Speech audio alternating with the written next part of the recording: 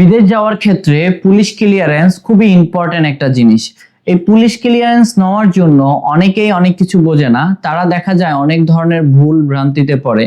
তো সেই কারণে আমি যে কথাগুলো বলছি একটু মন দিয়ে শুনবেন।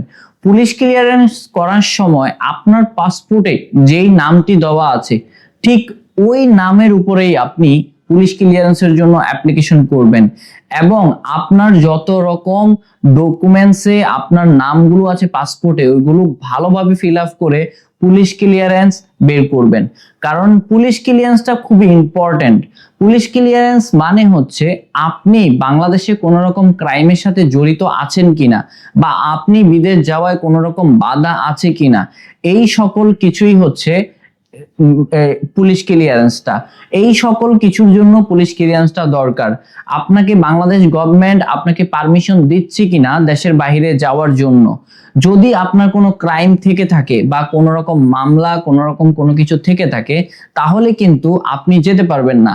এইখানে অনেকে অনেক ধরনের কিছু করে, যেমন অনেকের নামে ক্রাইম থাকে, মামলা থাকে, তারা ট্রাই করে ওই পুলিশ ক্লিয়ারেন্সটা কাউকে টাকা দিয়ে বা কোনো রকম ভাবে বের করিয়ে নিয়ে এসে সে বিদেশ যেতে। বাট না, এখন ধরেন আপনাকে পুলিশ ক্লিয়ারেন্সটা আপনি টাকা দিয়ে বের করলেন, বাট ইমিগ্রেশনে যখন যাবেন, ইমিগ্রেশনে যখন চেক করবে অনলাইনে, তখন যদি ওইখানে মামলা দেখায় তখন আপনি যে এত টাকা খরচ করে ভিসা টিকেট আপনি বিদেশ যাচ্ছেন, এই টাকাটা কিন্তু পুরোটাই জলে চলে যাবে। কারণ আপনাকে ইমিগ্রেশন করতে এবং ইমিগ্রেশন করে আপনি দেশের বাইরে যেতে পারবেন না।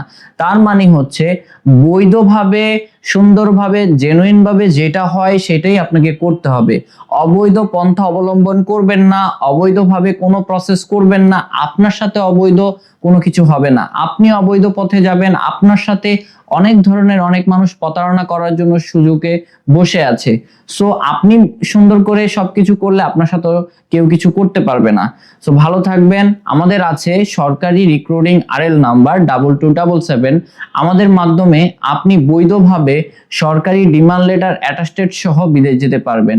যারা আমাদের অফিসে কাজ করাতে চাচ্ছেন অতি তাড়াতাড়ি আমাদের সাথে যোগাযোগ করুন।